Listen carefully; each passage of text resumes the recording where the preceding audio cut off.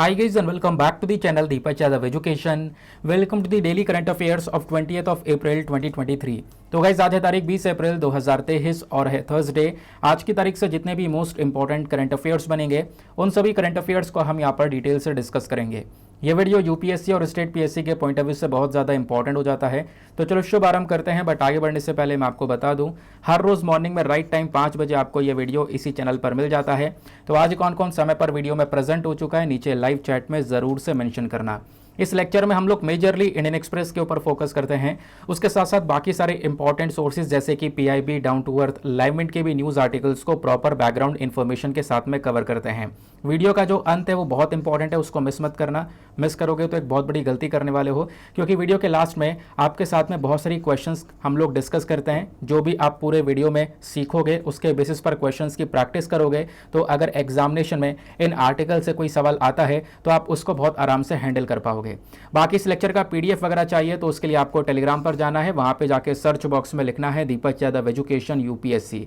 आपको ये वाला चैनल मिलेगा, यहाँ से आप डेली बेसिस पर इस लेक्चर के पीडीएफ को डाउनलोड कर पाओगे। साथ ही साथ में अगर आप मेरे साथ में पर्सनली जुड़ना चाहते हो तो उसके लिए आपको अगेन इंस्टाग्राम पे जाना पड़ेगा, वहाँ पे दीपक यादव एजुकेशन फिर से लिखना होगा। 12,000 से ज़्यादा लोग जुड़ चुके हैं, आप भी मेरे साथ में पर्सनली जुड़ सकते हो। नाउ स्टार्ट करते हैं आज के इंपॉर्टेंट से सेशन को। बहुत सारे आर्टिकल्स जिसको हम लोग अभी कवर करने वाले हैं। देखो अभी तक वीडियो में काफ़ी गैप हो रहे थे, कभी अपलोड हो रहा था, नहीं हो रहा था, बहुत इश्यूज़ हो रहे थे। तो इश्यूज़ अभी भी चल रहे हैं, चलने दो, कोई बात नहीं। अब यहाँ पे अभी तक वैसे मैं आपको प्रॉमिस नहीं करता था कि मैं आपको हमेशा यही बोलता था ये जो लेक्चर है मैं कोशिश करूँगा कंटिन्यू करने की, बट प्रॉमिस करता हूँ अब से ये लेक्चर कंटिन्यूसली आपको मिलता रहेगा। ठीक है, जैसा तैसा थोड़ा बहुत टाइम निकालेंगे और आपको डेली बेसिस पर ये लेक्चर प्रोवाइड करवाएंगे। ठीक है, तो अब यहाँ पर पहली बार मैं प्रॉमिस कर रहा हूँ इस लेक्चर को लेकर, देखते हैं यहाँ पर उस प्रॉमिस को मैं कब तक फुलफिल कर पाता हूँ। नाउ सबसे पहला टॉपिक जो आज हम डिस्कस करेंगे वो है कमचटका पेनिनसुला। तो ये कमचटका पेनिनसुला अभी काफ़ी ज़्यादा चर्चा में है। सबसे पहले मैं आपको एक मैप दिखाऊंगा, उस मैप को अच्छे से देखना। इधर ये वर्ल्ड मैप है, वर्ल्ड मैप में आपको अगर रशिया देखना हो तो ऊपर आपको ये रशिया नज़र आएगा। रशिया में कमचटकुला पेनिनसुला स्थित है। कहाँ पर स्थित है? तो ये जो मैंने अभी सर्किल बनाया है ना, ये जो रीजन आपको छोटा सा आइलैंड दिख रहा है जो कि बहुत हल्का सा जुड़ा हुआ है रशिया के साथ में, यही है कमचटका पेनिनसुला। ठीक है, यह अभी चर्चा में है। रीज़न क्या है? रीज़न यह है कि अभी यहाँ पर एक वॉल्केनिक इरप्शन हुआ है, ज्वालामुखी विस्फोट हुआ है और उसकी वजह से जो धूल उड़ी है वो कई किलोमीटर तक फैल चुकी है। इस वजह से यहाँ पर अभी ये कमचटका पेनिनसुला चर्चा में है। ठीक है, सवाल यह है कि सर ये पेनिनसुला होता क्या है? पेनिनसुला बेसिकली एक ज्योग्राफी का कॉन्सेप्ट है और सिंपल सी बात है। देखो मान लो यहाँ पर एक ज़मीन है जो कि तीनों तरफ पानी से घिरी हुई है, उसी को हम लोग पेनिनसुला बोलते हैं। 3 साइड से पानी से घिरी हुई होनी चाहिए, उसको पेनिनसुला बोला जाता है। फॉर एग्जाम्पल अगर मैं इंडिया का एग्जाम्पल लूँ तो इंडिया में पेनिनसुला वाला रीजन कौन सा है? तो हमारा जो सदर्न रीजन है भारत का निचला हिस्सा, वहाँ पे आप देख पाओगे तीनों तरफ जो है वो पानी ही पानी नजर आता है, ओशन नजर आता है। तो वो यहाँ पर इंडिया का सदर्न पेनिनसुलर रीजन वो कहलाता है। इसी प्रकार से रशिया में मैंने आपको बताया था ये जो छोटा सा रीजन आगे सर्किल करके दिखाया था ना पहले मैंने, वो ये वाला रीजन है। ठीक है, यह है कमचटका पेनिनसुला जो कि हल्का सा यहाँ से जुड़ा हुआ है, उसके बाद इसका 3 जो हिस्सा है वो सब पानी से घिरा हुआ है। तो यह है कमचटका पेनिनसुला, यहीं पर वॉल्केनिक इरप्शन हुआ है, इसी वजह से ये न्यूज़ में है। ठीक है, लोकेशन आप लोगों ने यहाँ पर देख ली है, जो सी ऑफ ओकोस्क है और पैसिफिक ओशन है, इसके बीच में यहाँ पर ये पूरा का पूरा एरिया स्थित है। जैसे पहले देखो यहाँ पे देखना है बेरिंग सी हो गया, इधर यहाँ पर सी ऑफ ओकोस्क हो गया, इधर पैसिफिक ओशन हो गया और इन सब समुद्र के बीच में ये छोटा सा रीजन है कमचटका पेनिनसुला। और ये रीजन इसलिए भी इंपॉर्टेंट है क्योंकि यहाँ पर 30 से ज़्यादा एक्टिव वॉल्केनोज पाए जाते हैं। एक्टिव वॉल्केनोज जिनका मैग्मा चैम्बर भरा हुआ है, कभी भी ये विस्फोट हो सकते हैं। बात क्लियर हो गई। और ये जो रीजन है इसके बारे में ऑलरेडी डिस्कस कर चुका है, कितना किलोमीटर लंबा चौड़ा है वो आपको याद रखने की ज़रूरत नहीं है, वो कभी एग्जामिनेशन में पूछा भी नहीं जाएगा। अब पॉपुलेशन की बात करें तो लगभग 3 लाख के आसपास जो लोग हैं वो इस पेनिनसुला वाले रीजन में रह रहे हैं। पॉपुलेशन डेंसिटी बहुत ज़्यादा कम है इस पर्टिकुलर रीजन में। अगर हम पूरे दुनिया भर में कंपेयर करें कोई ऐसा रीजन तो बहुत कम पॉपुलेशन वाला रीजन आपको ये नज़र आएगा। उसके पीछे का रीज़न भी है, रीज़न है यहाँ का क्लाइमेट। क्लाइमेट बहुत ठंडा है, स्नोई विंटर्स होती हैं और कूल समर्स, मतलब समर भी काफ़ी ठंडे यहाँ पर देखने को मिल जाते हैं। इस रीजन की जो कैपिटल है वो क्या है? तो वो है पेट्रोपाव्लोव्स्क कमचट्स्की, ये बेसिकली यहाँ पर इसकी कैपिटल का नाम है। उसके बाद में आपको ध्यान में रखना है एक चीज़ और, ये जो पर्टिकुलर रीजन है ना ये बहुत इंपॉर्टेंट हो जाता है क्योंकि ये कोरल डिस्प्यूट से लिंकेड है। अब ये कुरिल डिस्प्यूट क्या है, तो आपको पता होगा कुरिल आइलैंड्स के बारे में। कुरिल आइलैंड्स कहाँ पर हैं, तो ये जो आपको लोकेशन दिख रहा है ना, इधर चाइना है, ऊपर रशिया है ना, रशिया इस तरीके से घुमा हुआ है, रशिया का ये कमचट का पेनिनसुला वाला रीजन हो गया। तो कमचट का पेनिनसुला वाला रीजन के नीचे जस्ट जापान स्थित आपको देखने को मिल जाएगा। तो जापान और रशिया के बीच में यहाँ पर कुछ चेन ऑफ आइलैंड है, जिसको हम लोग कुरिल आइलैंड के नाम से जानते हैं। और ये जो कुरिल आइलैंड है ना, इसको लेकर विवाद रहता है जापान और चाइना के बीच में, इसको लेकर लड़ते रहते हैं। जापान का कहना है कि कुरिल आइलैंड हमारा है, हम यहाँ पर रखेंगे। रशिया बोलता है नहीं, ये आइलैंड हमारे पास में आना चाहिए क्योंकि ये हमारा आइलैंड है। ठीक है, तो बहुत सारा एरिया जो है जापान यहाँ पे क्लेम करता है, रशिया भी काफ़ी सारा एरिया जो है लंबे समय से क्लेम करता हुआ आ रहा है। तो ये कुरिल आइलैंड को लेकर डिस्प्यूट रहता है। तो कई सारे कारण है जिसकी वजह से कमचटका पेनिनसुला आपसे एग्जामिनेशन में पूछा जा सकता है, तो इन चीज़ों को ध्यान में रखना है। चलो अगले टॉपिक पर आते हैं। नेक्स्ट आर्टिकल में बात की है डॉक्ट्रिन ऑफ प्रोमिसरी एस्टोपल के बारे में। अब ये थोड़ा टिपिकल वर्ड है, क्या है चलो आओ यहाँ पे हम लोग समझते हैं। तो सुप्रीम कोर्ट के पास में पिछले कुछ समय में बहुत सारी याचिकाएं दायर की गई, यानी पेटिशंस डाले गए। वो पेटिशंस किस चीज़ को लेकर थे, देखो अग्निपथ स्कीम को लाया गया पिछले साल, है ना, जुलाई के समय में। जब अग्निपथ स्कीम को लाया जा रहा था ना, तो उससे पहले कई सारे लोगों के जो इंडियन आर्मी और एयरफोर्स का रिक्रूटमेंट है, उनका चयन वगैरह सब कुछ हो चुका था, फाइनल अप्रूवल हो रहा था। लेकिन अग्निपथ स्कीम लाने के बाद में वो सब डिसकंटिन्यू कर दिया गया, वो रिक्रूटमेंट प्रोसेस वहीं पर ख़त्म कर दिया गया। ठीक है, तो यहाँ पे सुप्रीम कोर्ट में कई सारी पिटीशंस डाली गई और बोला गया कि सर जिनका रिक्रूटमेंट हो गया था उनका तो पहली बात आप अपॉइंटमेंट करो ना, उनको तो आप यहाँ पे इंडियन आर्मी और एयरफोर्स में भर्ती करो। जिनका रिक्रूटमेंट पहले हो गया था, आपने वो रिक्रूटमेंट प्रोसेस ही पूरा नहीं किया। तो इस प्रकार की पिटीशन सुप्रीम कोर्ट में डाली गई और यहाँ पे बोला यह गया कि ये कहीं ना कहीं जो डॉक्ट्रिन ऑफ प्रोमिसरी एस्टोपल है इसका उल्लंघन हो रहा है, ऐसा सुप्रीम कोर्ट के अंदर में पिटीशन डालते हुए बोला गया। सुप्रीम कोर्ट बीच में आया और सुप्रीम कोर्ट ने बोला कि देखो ये जो आपकी पिटीशन है इसको हम डिसमिस करते हैं।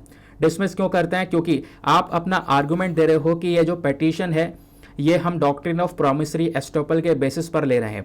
तो सुप्रीम कोर्ट बोलता है ऐसा डॉक्ट्रिन ऑफ प्रोमिसरी एस्टोपल यहाँ पर कुछ भी नहीं नजर आता है। सुप्रीम कोर्ट ने ऑब्जर्व किया है, देखो प्रोमिसरी एस्टोपल का मतलब क्या है, अब दो व्यक्ति प्रॉमिस कर रहे हैं, एक तरफ होता है प्रोमिसर, प्रोमिसर मतलब जो कि यहाँ पे वादा कर रहा है दूसरे व्यक्ति से, और जो जिस व्यक्ति से वादा किया जा रहा है उसका नाम क्या है, उसका नाम है प्रोमिसी।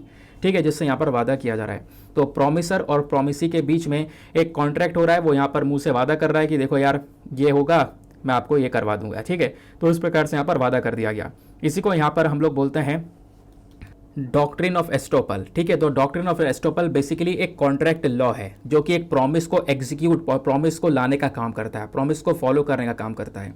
तो सुप्रीम कोर्ट में पिटीशन डालते हुए ये बोला गया कि सरकार ने, यानी प्रॉमिसर ने जो ये प्रॉमिस किया था कि हाँ रिक्रूटमेंट प्रोसेस किया जाएगा, ये सब किया जाएगा, वो सब अग्निपथ स्कीम के आने के बाद में बंद कर दिया गया। तो ये कहीं ना कहीं इसका उल्लंघन है, इसका वॉल्यूशन है। सुप्रीम कोर्ट ने बोला कि नहीं, ऐसा कुछ भी नहीं है। सुप्रीम कोर्ट ने बोला कि जो ये प्रोमिसरी एस्टोपल जिसकी आप बात करो ना डॉक्ट्रिन की, ये लार्ज पब्लिक इंटरेस्ट के ऊपर एप्लीकेबल नहीं है। जब एक दो इंसान की बात हो रही हो तो समझ में आता है, लेकिन बहुत सारे लोगों से जब इसमें इंटरेस्ट जुड़ जाता है, पूरे पब्लिक का इंटरेस्ट जुड़ जाता है, तो यहाँ पर ये प्रोमिसरी एस्टोपल अप्लाई नहीं होगा। ये बात यहाँ पर सुप्रीम कोर्ट ने मेंशन किया। ठीक है, तो सुप्रीम कोर्ट ने इसके बेसिस पर मना करते हुए पिटीशन को डिक्लाइन कर दिया, पिटीशन को डिसमिस कर दिया। ठीक है, तो आपको यहाँ पर ये डॉक्ट्रिन ऑफ प्रोमिसरी एस्टोपल समझ में आ गया। आपसे क्वेश्चन बन जाए ये किस चीज़ को लेकर है, तो ध्यान रखना है ये प्रॉमिस को लेकर है। एक प्रॉमिस को, एक वादा को लागू करने के लिए यहाँ पर पूरा का पूरा ये कॉन्ट्रैक्ट लॉ है। ठीक है, अब मान लो यहाँ पर एक वैलिड कॉन्ट्रैक्ट है जो कि एक लॉ के अंडर में यहाँ पर किया जा रहा है। तो एक एग्रीमेंट किया जाता है दोनों के बीच में, एक प्रॉमिसर है, एक प्रॉमिसी है, दोनों बीच में मिलकर यहाँ पर एक प्रॉमिसर प्रॉमिस कर रहा है, प्रॉमिसी उस चीज़ को यहाँ पर सुन रहा है, फिर आपस में वो प्रॉमिस को एक एज अ कॉन्ट्रैक्ट लेकर चल रहे हैं दोनों आपस में, है ना। तो उसी को यहाँ पर हम लोग डॉक्ट्रिन ऑफ एस्टोपल बोलते हैं। फॉर एग्जाम्पल यहाँ पर एक बहुत बड़ा एग्जाम्पल दिया गया समझने के लिए, जैसा आप दुकान पर जाते हो कोई कपड़े वगैरह लेने के लिए, ठीक है, अब वो यहाँ पर दुकानदार क्या बोलता है, दुकानदार बोलता है कि आप अभी यहाँ पर ले जाओ और घर पर ट्राई कर लेना एक बार, और अगर फिट नहीं आता है तो वापस आके कर देना, है ना। अगर फिट कपड़ा नहीं आता है तो आके हमें वापस कर देना, और क्या हम चेंज कर देंगे। तो यहाँ पर ये क्या कहलाता है, बेसिकली यहाँ पर उसने एक ओरल प्रॉमिस कर दिया, है ना, एक ओरल प्रॉमिस कर दिया, वो प्रॉमिसर बन गया और आप यहाँ पे प्रॉमिसी बन गए। बात क्लियर हो गई। तो यहाँ पर वो जो प्रॉमिस हो गया, अब वो जो प्रॉमिस है उसको रिफ्यूज़ नहीं कर सकता, उसको मना नहीं कर सकता। अगर आप सपोज आपके वो कपड़ा फिट नहीं है, आप जाते हो बदलने के लिए, तो वो यहाँ पर बदलेगा। ठीक है, तो यहाँ पर इसी को हम लोग बोलते हैं डॉक्ट्रिन ऑफ प्रोमिसरी एस्टोपल। बात क्लियर हो गई। चलो आगे आते हैं। अब जो ये डॉक्ट्रिन है ये अलग अलग देशों में अलग अलग बेसिस पर रहता है, अलग अलग हिसाब से यहाँ पर लागू किया जाता है, सबके अपने अपने अलग अलग रूल्स एंड रेगुलेशंस हैं। नेक्स्ट टॉपिक पर बढ़ने से पहले दोस्तों मेक श्योर करना है लेक्चर में जो लाइक का बटन है उसको प्रेस कर दो। 2000 का लाइक्स का टारगेट होता है, प्लीज़ आप उसको पहुंचाओ। ये वीडियो काफ़ी डाउन हो चुका है क्योंकि बीच बीच में रोकने की वजह से, नहीं तो एक समय था जब यहाँ पर 20-22 हज़ार 25 हज़ार तक लोग यहाँ पर डेली इस वीडियो को देखा करते थे। तो मैं चाहता हूँ वापस यहाँ पर इस वीडियो को सपोर्ट मिले, ठीक है। मैं रेगुलर रखूँगा, आज मैंने वैसे भी प्रॉमिस किया है, ठीक है। चलो नेक्स्ट टॉपिक बात करते हैं हम लोग यहाँ पे बेलागावी बॉर्डर डिस्प्यूट के बारे में। तो बेलागावी बॉर्डर डिस्प्यूट अभी काफ़ी ज़्यादा चर्चा में आ चुका है, क्यों? तो सुप्रीम कोर्ट ने हाल ही में जो बेलागावी बॉर्डर डिस्प्यूट का जो मामला की सुनवाई चल रही थी ना, उसको यहाँ पर स्थगित कर दिया है, आगे के लिए सस्पेंड कर दिया है, सस्पेंड ही कर दिया है पूरे सुनवाई को। इस वजह से यहाँ पर ये बेलागावी बॉर्डर डिस्प्यूट चर्चा में है। देखो बेलागावी बेसिकली एक जगह का नाम है जिसको लेकर दो स्टेट्स, दो राज्य आपस में लड़ रहे हैं। एक का कहना ये स्टेट मुझे बिलोंग करता है, एक का कहना ये स्टेट मुझे बिलोंग करता है। तो वो बेलागावी बॉर्डर डिस्प्यूट महाराष्ट्र और कर्नाटका इन दो राज्यों के बीच में देखने को मिल जाता है। ये महाराष्ट्र का बॉर्डर आपको नज़र आ रहा होगा, मतलब महाराष्ट्र और कर्नाटका के बीच में ये एग्जैक्टली बॉर्डर बनाया गया है और इसी बॉर्डर पर ये जगह है जिसको हम लोग बेलागावी के नाम से या बेलागांव के नाम से जानते हैं। ये रेड कलर का आपको दिख रहा होगा, नीचे कर्नाटका हो गया, ऊपर आपको महाराष्ट्र देखने को मिल जाएगा। अभी ये वाला जो पोर्शन है वैसे वो कर्नाटका के हिस्से में आता है, बट महाराष्ट्र इसको लंबे समय से क्लेम करता है। महाराष्ट्र बोलता है कि नहीं, ये हिस्सा हमारे पास में आना चाहिए क्योंकि यहाँ पे बहुत सारे ऐसे लोग हैं जो कि मराठी भाषा बोलते हैं। तो इस प्रकार से यहाँ पे दोनों का विवाद रहता है। कर्नाटका बोलता है कि हम कहीं से कहीं तक राजी नहीं होंगे इस हिस्से को महाराष्ट्र को देने के लिए, ठीक है। तो इस प्रकार का डिस्प्यूट है। और डिस्प्यूट को थोड़ा डिटेल्स समझेंगे कि एग्जैक्टली क्या है। पहला सवाल आपसे एग्जामिनेशन में बन सकता है कि बेलागावी डिस्प्यूट कौन से दो राज्यों के बीच में है? कर्नाटका और महाराष्ट्र के बीच में यहाँ पर ये डिस्प्यूट है और खासकर इसके कंट्रोल को लेकर ये विवाद देखने को मिल जाता है। इसका इतिहास क्या? देखो इसके इतिहास को अगर हम देखें तो ये जो बेलागावी डिस्प्यूट की पूरी जड़ है वो था यहाँ पर एक एक्ट। उस एक्ट का नाम है स्टेट रीऑर्गेनाइजेशन एक्ट ऑफ 1956, जिसके थ्रू क्या किया गया, जो राज्य हैं उनको भाषा के आधार पर रीऑर्गेनाइज कर दिया गया। भाषा के आधार पर जो स्टेट्स उनको बांट दिया गया। और देश की आज़ादी के समय में जो बेलागावी है वो बॉम्बे स्टेट का हिस्सा हुआ करता था। किसका? बॉम्बे का हिस्सा हुआ करता था। लेकिन बाद में प्रेजेंट डे में अगर हम बात करें आज के समय में तो वो कर्नाटका का हिस्सा है। कर्नाटका का हिस्सा कैसे बना? क्योंकि यहाँ पर जो ये एक्ट है ना, कौन सा वाला? स्टेट रीऑर्गेनाइजेशन एक्ट ऑफ 1956, इसको यहाँ पे लागू किया गया। इसके लागू करने के बाद में ये जो बेलागावी वाला हिस्सा है वो कर्नाटका का रीजन बन गया। अब होता यह है कि 1 मई 1960 को महाराष्ट्र क्लेम करता है कि 865 गांव और उसमें बेलागावी भी एक ऐसा रीजन है। बेलागावी, कारवार, नेपानी सब ऐसे रीजन है जो कि महाराष्ट्र का हिस्सा होना चाहिए, ना कि कर्नाटका का। ये बात महाराष्ट्र सरकार बोलती है, जबकि कर्नाटका यहाँ पर बोलता है कि ऐसा कुछ भी नहीं होगा, यह हिस्सा कर्नाटका का हो चुका है और आगे भी कर्नाटका का रहेगा। अब इस पूरे विवाद को लेकर एक कमीशन की बैठक करवाई जाती है, महाजन कमीशन। तो महाजन कमीशन बनाया जाता है। इस कमीशन को केंद्र सरकार ने बनाया 25 अक्टूबर 1966 में, ताकि इस विवाद को सुलझाया जा सके, इस मामले को रोका जा सके। अब ये जो पैनल है, ये पैनल क्या करता है? महाराष्ट्र का क्लेम बताने लगता है बेलागावी के ऊपर में। यानी जो कमीशन बैठा था, कमीशन ने महाराष्ट्र की तरफ यहाँ पर अपना सपोर्ट दिखाया और बोला कि महाराष्ट्र का जो ये क्लेम है बेलागावी के ऊपर, महाराष्ट्र का जो क्लेम था उसको यहाँ पर रोक दिया। इस कमीशन का कहना है कि महाराष्ट्र का जो क्लेम है बेलागावी को लेकर वो गलत है, ऐसा महाराष्ट्र को नहीं करना चाहिए। अब ये कमीशन की रिपोर्ट आती है तो उस रिपोर्ट को महाराष्ट्र सीधा सीधा रिजेक्ट कर देता है, ठीक है। तो ये जो रिपोर्ट थी कहीं ना कहीं ये कर्नाटका के फेवर में गई थी, बट महाराष्ट्र ने इसको रिजेक्ट कर दिया तो उसको कोई इंप्लीमेंट ही नहीं किया गया। अब क्या होता है कि आज के समय में लंबे समय से लड़ाई चल रही है। महाराष्ट्र सरकार ने जब देखा कि इसका कोई सोल्यूशन नहीं निकल रहा है तो सुप्रीम कोर्ट में एक पिटीशन डाल दिया और पिटीशन डालते हुए स्टेट रीऑर्गेनाइजेशन एक्ट 1956 को चैलेंज किया गया 2004 में और डिमांड किया गया कि 865 गांव ऐसे हैं जो कि कर्नाटका डिस्ट्रिक्ट से हैं, बट वो यहाँ पर महाराष्ट्र में होने चाहिए, तो महाराष्ट्र में उनको मर्ज किया जाए।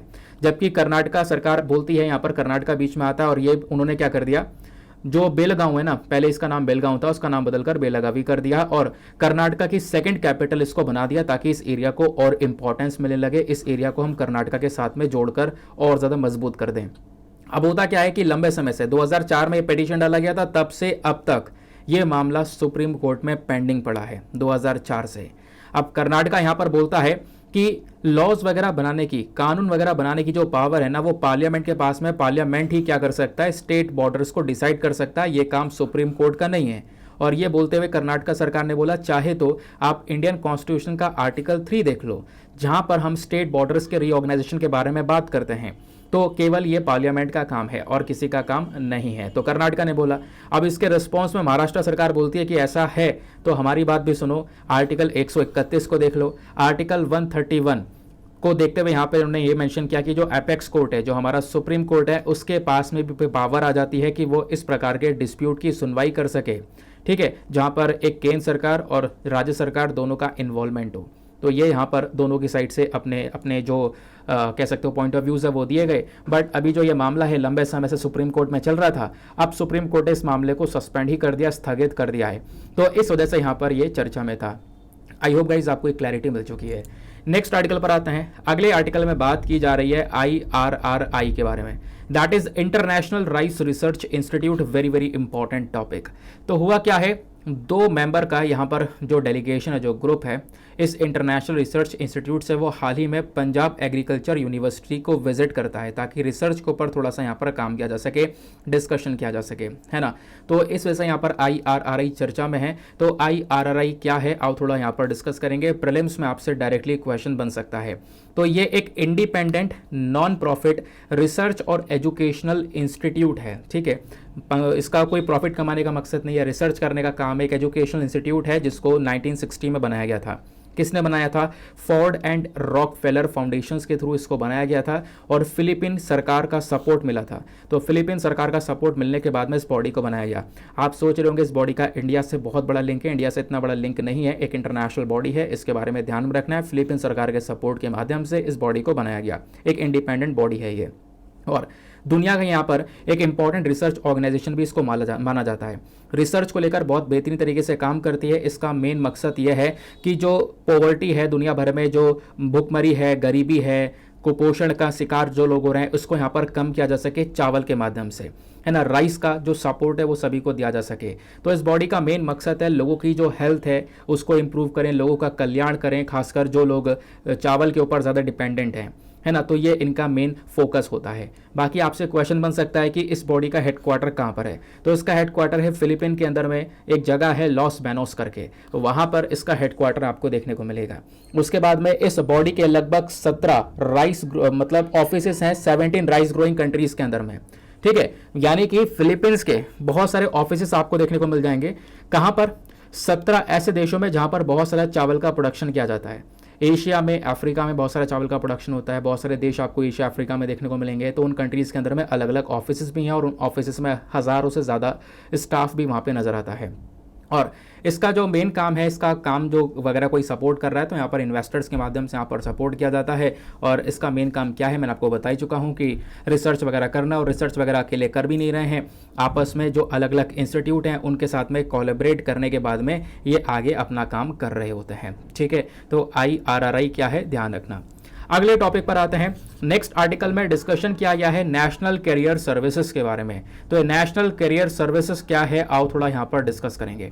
तो हुआ क्या है कि लगभग 35.7 लाख जो वैकेंसीज हैं वो अभी यहाँ पर बताई जा रही हैं, नेशनल कैरियर सर्विस पोर्टल पर रिपोर्ट की गई हैं। तो बहुत सारी वैकेंसीज यहाँ पर देखने को मिली हैं 2022-23 के अंदर में, ऐसा यहाँ पर बोला जा रहा है। 2021-22 में इस पोर्टल के ऊपर ये वैकेंसीज 13 लाख के आसपास थी, जो कि बढ़कर अभी 35.7 लाख के आसपास इस पोर्टल पर दिखाई पड़ रही हैं, ठीक है। रिपोर्ट की गई है एम्प्लॉयर्स के थ्रू। तो इस वजह से यहाँ पर जो पोर्टल है पूरा चर्चा में है, नेशनल कैरियर सर्विस पोर्टल। आओ डिस्कस करेंगे पोर्टल एग्जैक्टली क्या है और कैसे काम करता है। तो मतलब मेनली आपको इस पोर्टल के बारे में जो इंपॉर्टेंट सी चीज़ें हैं वो पता होनी चाहिए। नेशनल कैरियर सर्विस, ये कह सकते हो एक इंपॉर्टेंट मिशन मोड प्रोजेक्ट है जो कि ई गवर्नेंस प्लान के अंदर में चल रहा है। इसको साल 2015 में लॉन्च किया गया था।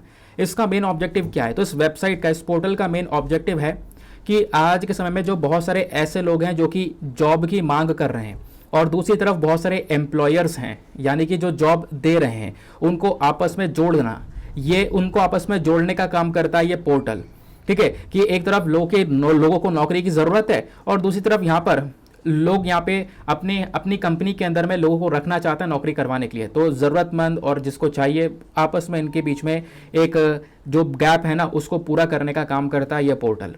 और गैप पूरा करने के साथ साथ यहाँ पर बहुत सारे लोग, बहुत सारे कैंडिडेट्स ऐसे होते हैं जिनको ट्रेनिंग चाहिए होती है, आगे करियर का गाइडेंस चाहिए होता है ना, तो वो सारा काम भी यहाँ पर प्रोवाइड करवाने का काम करता है ये पोर्टल। ये पोर्टल करियर से रिलेटेड सर्विसेज देने का काम करता है, जैसे dynamic job matching, career counselling, job notification, vocational guidance, इस प्रकार की चीज़ें, स्किल डेवलपमेंट कोर्स, इंटर्नशिप, ये सारी चीज़ें यहाँ पर इन चीज़ों के रिगार्डिंग जो इन्फॉर्मेशन है वो आपको इस पोर्टल पर मिल जाता है। तो इस प्लेटफॉर्म का मेन मकसद क्या है?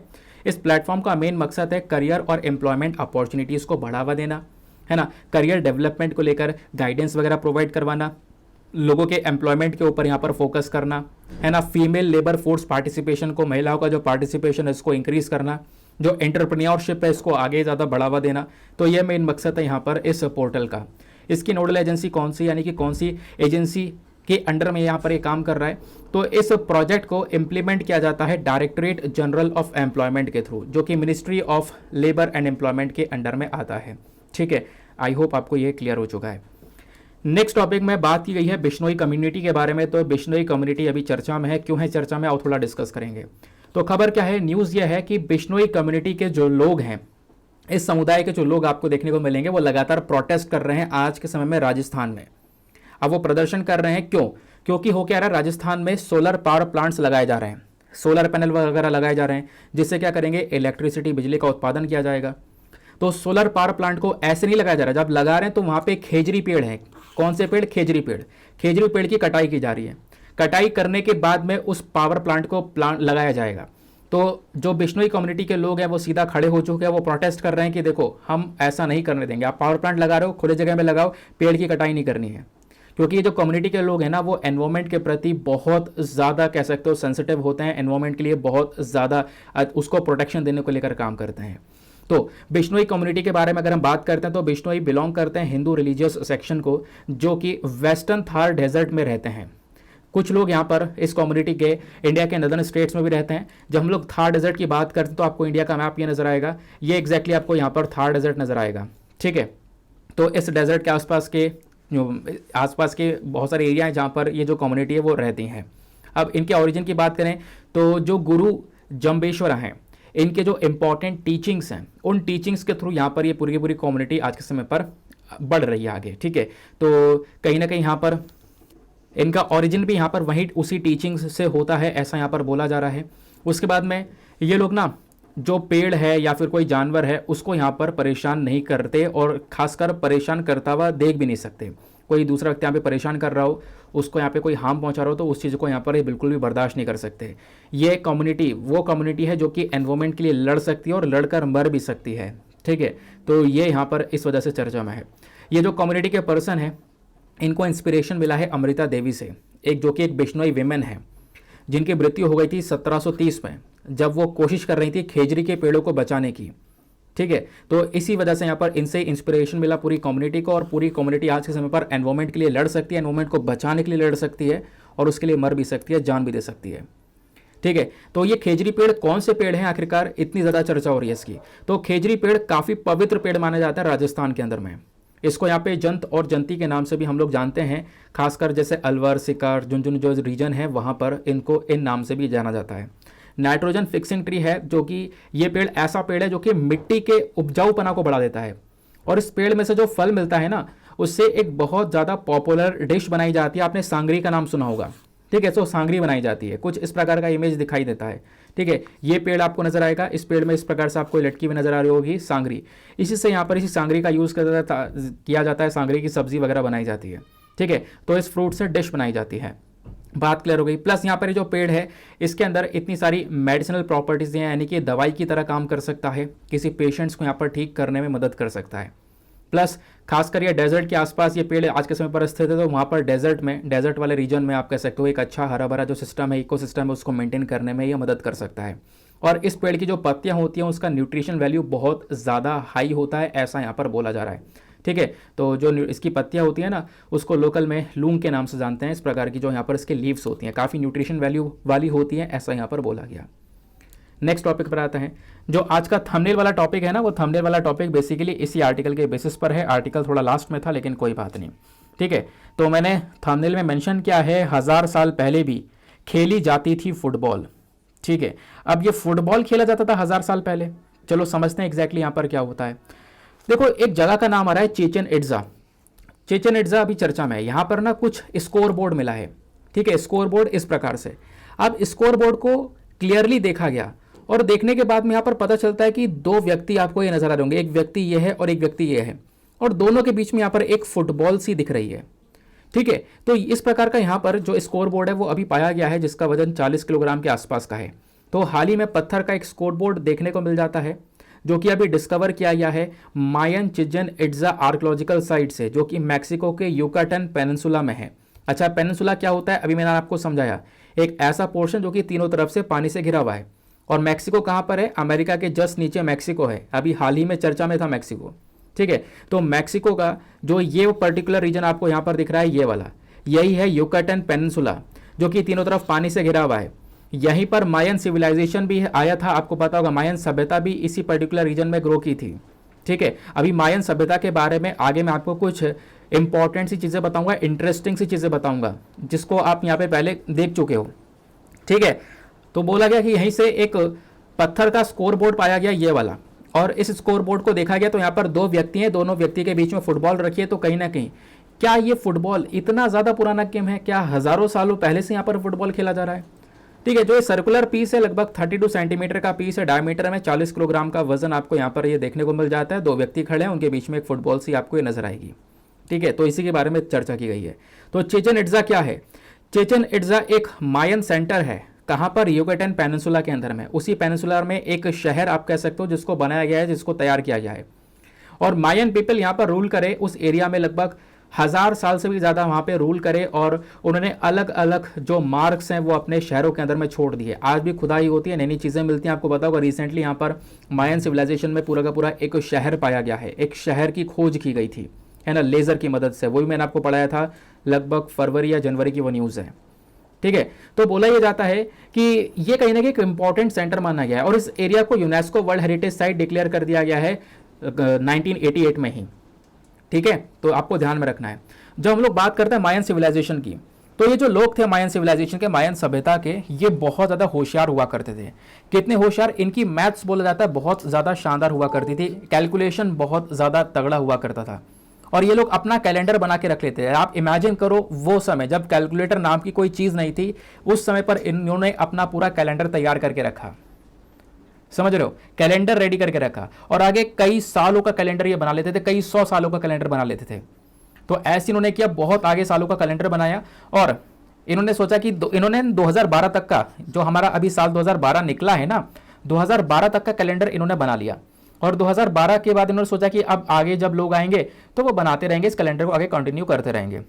तो 2012 तक का कैलेंडर इन्होंने तैयार कर दिया। अब क्या होता है, आपने देखा होगा 2012 में एक अफवाह काफ़ी तेज़ी से फैली थी कि 2012 में दुनिया ख़त्म हो जाएगी, है ना, दुनिया ख़त्म हो जाएगी, भूकंप आएगा, ये होगा वो होगा, दुनिया पूरी तबाह हो जाएगी। वो ऐसा इसलिए बोला गया था क्योंकि वो मायन सिविलाइजेशन के कैलेंडर में 2012 के आगे कुछ भी नहीं था, 2012 के आगे dot dot dot dot dot dot ऐसे लिखा हुआ था। तो उसी के बेसिस पर यहाँ पर लोग बोल रहे थे कि दुनिया खत्म हो जाएगी, ठीक है। तो ये यहाँ पर इसका एक कॉन्सेप्ट था। तो आई होप गाइज आपको यहाँ पर ये बात पहले से पता थी ना। अब बात करते हैं यूकेटन पेनिनसुला की।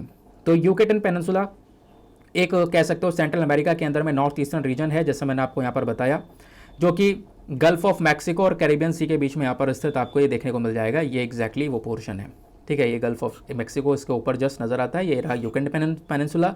और इस रीजन को हम लोग मिडिल अमेरिका के नाम से जानते हैं, सेंट्रल अमेरिका के नाम से जानते हैं। ऊपर नॉर्थ अमेरिका हो गया, ये सेंट्रल अमेरिका हो गया, नीचे आपको साउथ अमेरिका देखने को मिलेगा, जिसमें ब्राज़ील, अर्जेंटीना, पेरू, चिली जैसे देश नज़र आते हैं, ठीक है। चलो अब स्टार्ट करते हैं आज के हम लोग प्रीलिम्स रैपिड फायर के क्वेश्चंस को। जो भी हमने आज के लेक्चर में सीखा है उसको क्वेश्चंस के फॉर्म में प्रैक्टिस करने का समय है।